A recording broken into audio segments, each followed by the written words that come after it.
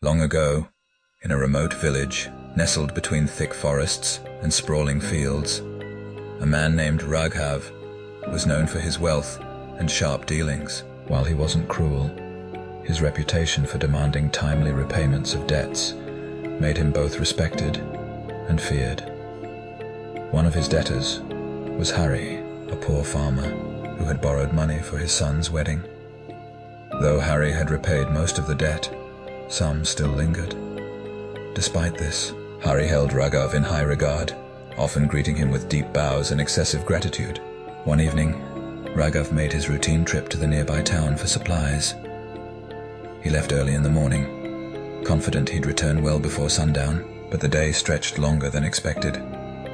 By the time he began his return journey, the sun had dipped below the horizon, and an unsettling darkness crept across the fields. The winding dirt path, slippery from recent rains, was treacherous. Worse, a dense fog rolled in, swallowing the fields and making it impossible to see the way. As Raghav stumbled through the darkness, fear began gnawing at him. The stillness of the night was broken only by the occasional rustle of leaves and distant howls. His lantern flickered, threatening to die, and his unease grew into panic. Just as he was about to give up and stay in the open for the night, a voice emerged from the fog. "Raghavji, is that you?" He turned sharply and saw a figure approaching, carrying a glowing lantern. It was Hari, the farmer. Relief flooded through Raghav. "Hari, how fortunate you are here. I've lost my way." Hari nodded solemnly. "I heard you might be late, so I came to help. Follow me, but don't look back." Raghav hesitated, but dismissed the odd instruction, eager to reach home. Hari held the lantern high, its light cutting through the fog. As they walked, Hari began speaking in a low, monotone voice about the crops, the weather, and Raghav's recent business dealings. Something about Hari's voice felt different, hollow, detached. At one point, Raghav asked about Hari's family, particularly his son. Hari paused briefly. "They're fine. For now," he muttered, the words trailing off into an eerie silence. Raghav tried to shake off the unease, focusing on the comforting light of the lantern.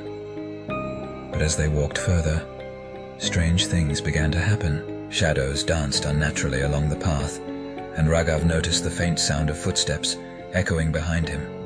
Though there was no one else, the fog seemed to thicken, forming shapes that loomed and dissipated. "Don't look back," Hari repeated firmly, his voice now almost a growl. Finally, they reached the edge of the village. Hari stopped abruptly, lowering the lantern. "I can't go further," he said. "You'll find your way from here."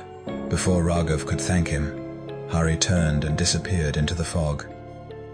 Relieved, Raghav hurried home. But as he entered the village square, he saw a crowd gathered, their faces pale and grave.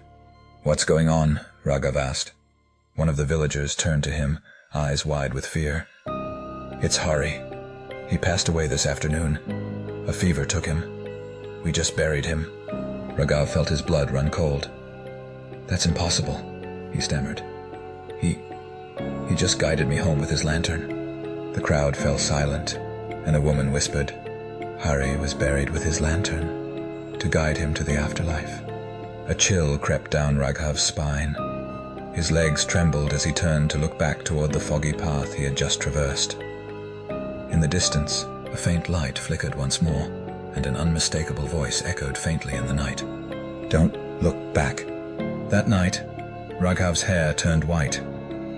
He was never the same again. Villagers whispered that Hari's debt had been repaid, not with money, but with his restless soul. And on foggy nights, some claimed to see a dim lantern floating through the fields, searching for those who dare to look back.